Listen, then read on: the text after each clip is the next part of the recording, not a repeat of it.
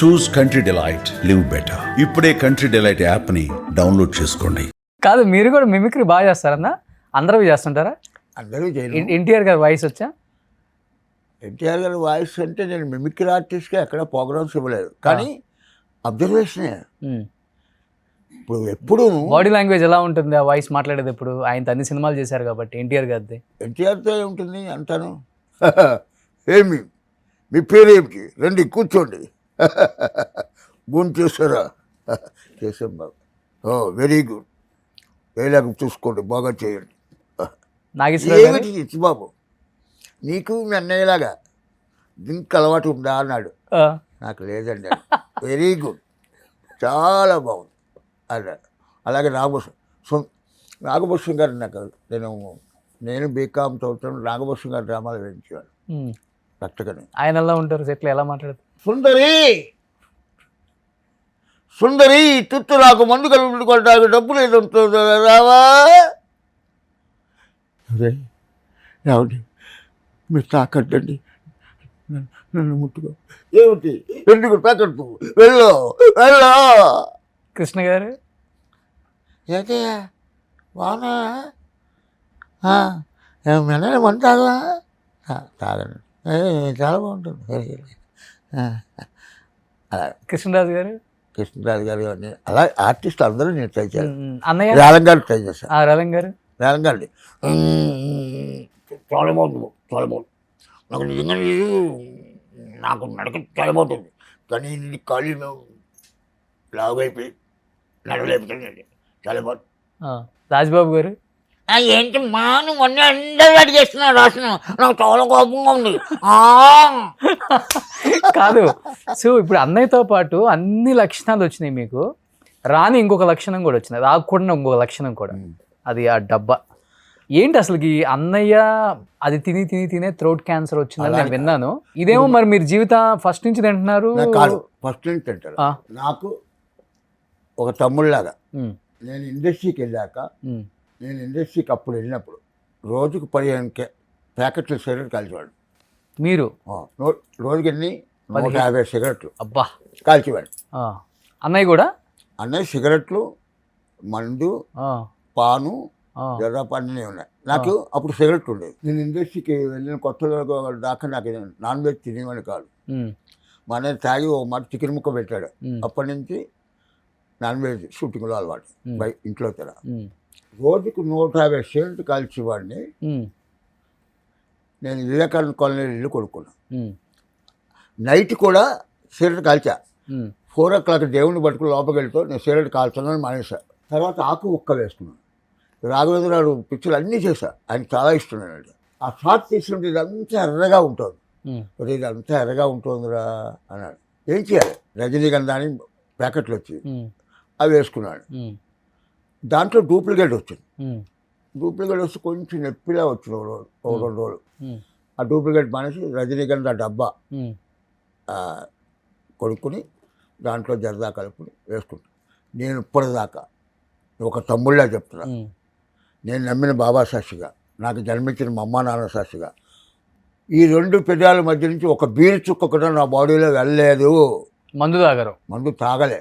703 సినిమాలు చేశా, తెలుగు 4 హిందీ చేశా, 2 మలయాళం చేశా, 1 తమిళ్ చేశా, శివాజీ గణేష్తో యాక్ట్ చేశా, అమితాబ్ బచ్చన్తో యాక్ట్ చేశా, ధర్మేంద్రతో యాక్ట్ చేశా, కమల్ హాసన్ గారితో డైరెక్ట్ కూడా చేశారు.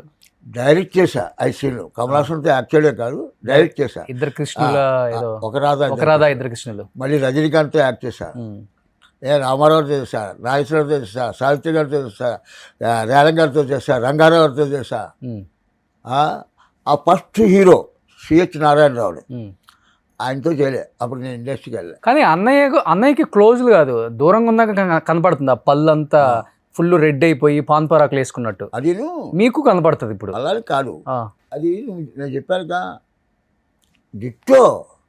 నేను ఇప్పుడు చూడు, నువ్వు నేరం నాది కాదు ఆకలి సినిమా వేసుకో, ఏ సీన్ చేసావు చెప్పు.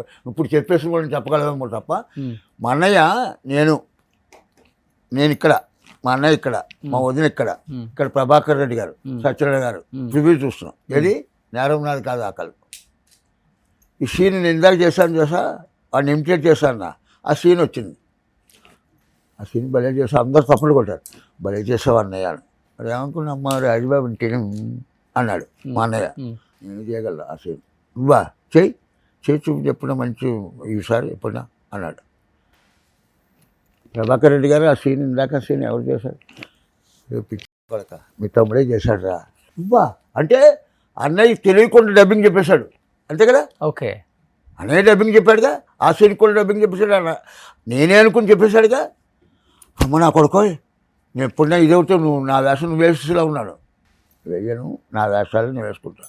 అన్నయ్యతో 3 నెలలే ఉన్నాను కూడా. ఇప్పుడు లాస్ట్లోనా లేదా ఫస్ట్లోనేనా? బిగినింగ్ ఇండస్ట్రీకి వెళ్ళాక. తర్వాత నేను కోడంబాకం దగ్గర ఒక సింగిల్ బెడ్రూమ్ ప్లాట్ తీసుకున్నాను. అక్కడే బ్యాచులర్, అక్కడే పెళ్ళి అయింది, అక్కడే పాప పుట్టింది, అక్కడే మా పాప 10th అయింది. 10th అయ్యాక హైదరాబాద్ షిఫ్ట్ అయ్యా.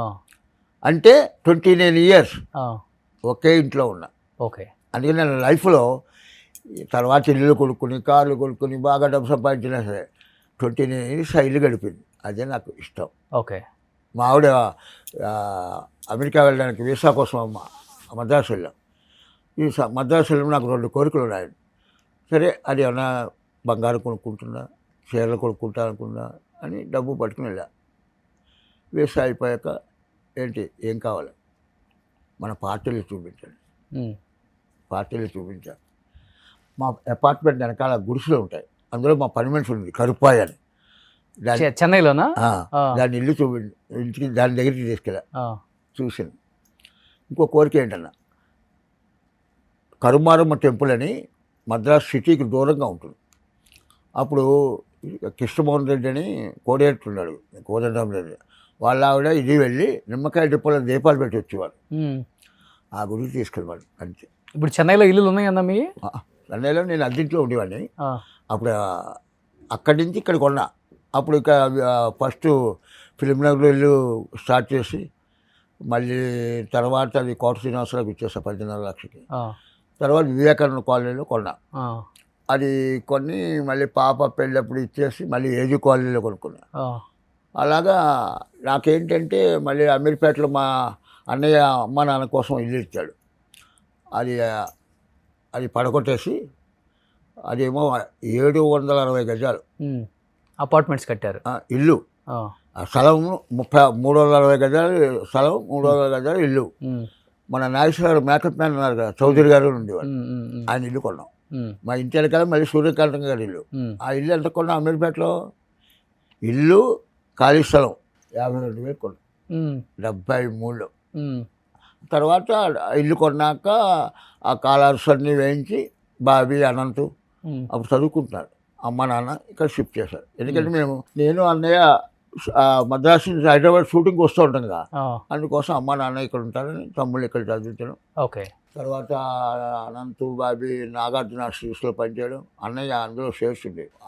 బాబీ ఏమో ఒక 10 పిక్చర్లు చేశాడు, మంచి సింగర్ మా బాబీ. నా తర్వాత వాడు తర్వాత నాగార్జున స్టూడియోస్లో పనిచేశాడు. సుమన్ టీవీలో మీ పర్సనల్ అండ్ బిజినెస్ ప్రమోషన్స్ కోసం కింది నెంబర్కి కాంటాక్ట్ చేయండి.